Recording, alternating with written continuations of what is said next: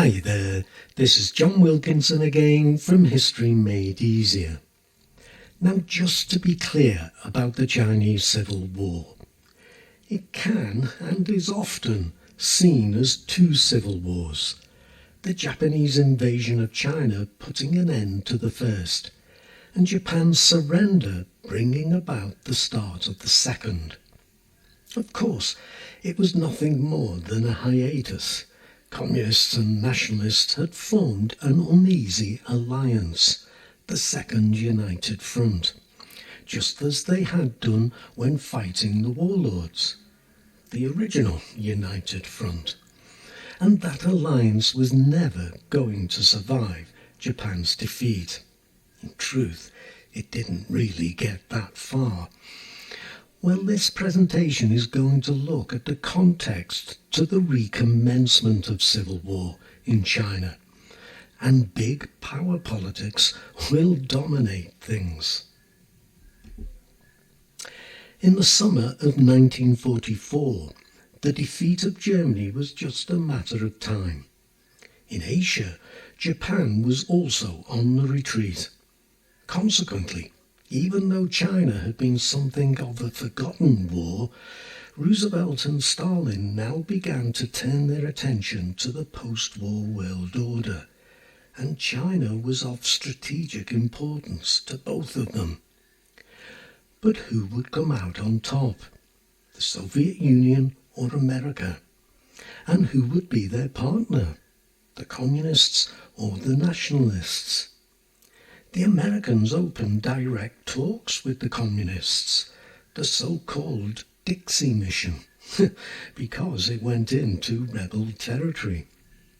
The Americans, who had previously dealt exclusively with Chiang Kai-shek, accepting his interpretation of what was happening in China, were now concerned that Chiang's regime, authoritarian, brutal, corrupt, and unpopular, was not proving successful in repelling the Japanese. They sought a better alliance between the communists and the nationalists in order to better fight the Japanese. For his part, Stalin too wanted a better understanding between the communists and nationalists.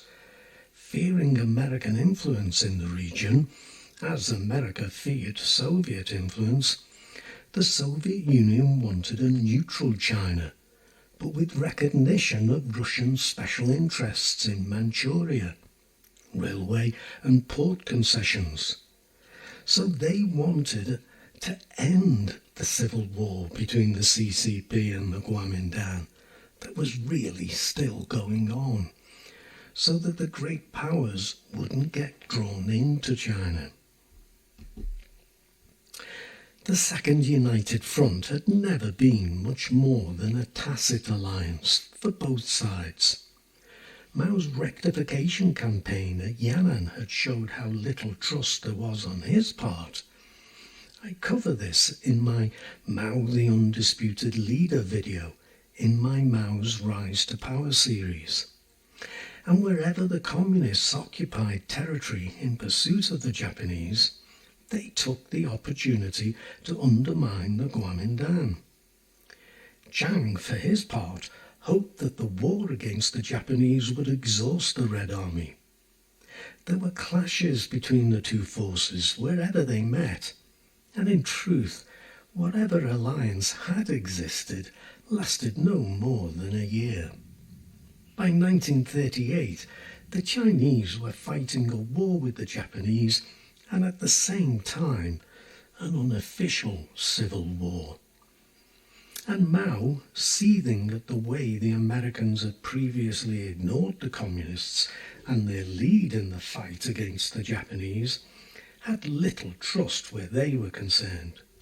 Still, he took the opportunity the Dixie Mission presented to portray the communists in a good light. Chiang, for his part, wanted nothing to do with the communists, but under pressure from both America and the Soviet Union, he was obliged to at least seem to be doing something. Throughout the second half of 1944, the Dixie Mission set about negotiating the terms of an agreement with the Communists.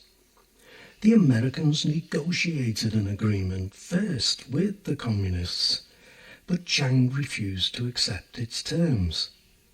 He would not agree to a coalition government, which Mao had added to the original American terms, the Americans agreeing to it, nor the allocation of military supplies to both communist and nationalist forces, nor even the legalization of the CCP.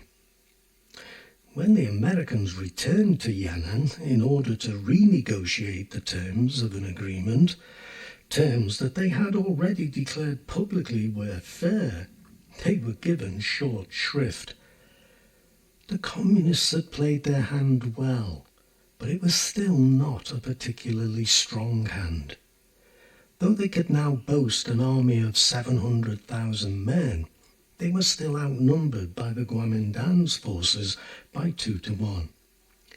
They had shown themselves willing to cut a deal the Americans had thought was reasonable, whilst Chiang ran the risk of antagonizing his American ally, and too those Chinese who only supported him for patriotic reasons. Mao played on this and set out to portray the Communists as moderate reformers, their immediate goal a mixed economy, not a socialist one. Mao publicly declared that America was best placed to help China's modernization, and he considered an official visit to America for talks with Roosevelt. He even toyed with the idea of renaming the party the Democratic Party, so dropping the word communist altogether. It was all part of Mao's new democracy stance.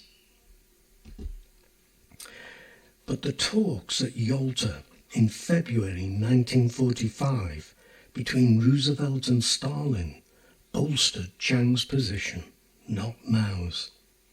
Though both sides agreed to use their influence to push for some sort of coalition between the CCP and the Kuomintang, Stalin accepted that a nationalist regime led by Chiang would be the best buffer between an American-dominated Pacific and a dominant Soviet influence in Northeast Asia. Mao knew nothing of this. Meanwhile, at the CCP's 7th Congress, held in the summer of 1945, Mao continued to promise that he would seek a coalition, but at the same time he made clear that he didn't trust Chiang, and the Congress agreed to increase the Red Army.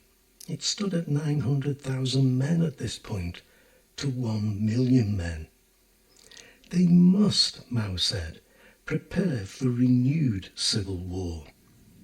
But the Communists faced a bitter setback when on August the 15th, 1945, just hours before the Japanese unconditional surrender, the Soviet Union signed a treaty of friendship and alliance with the nationalist government. If civil war did break out again, the CCP would be on its own. As when he had called for Chiang's release at Xi'an in 1936, Stalin had put the Soviet Union's interests first. I'm sure you'll find this useful. In setting the context, you have a lot of material here that can be used in a foreign intervention, influence, or impact question. Now, don't forget, there's my website, History Made Easier too. It will help you. If you haven't gotten there already, do check it out. But for now, it only remains for me to thank you, as always, for listening, and to wish you the very best of luck with your studies. Cheers.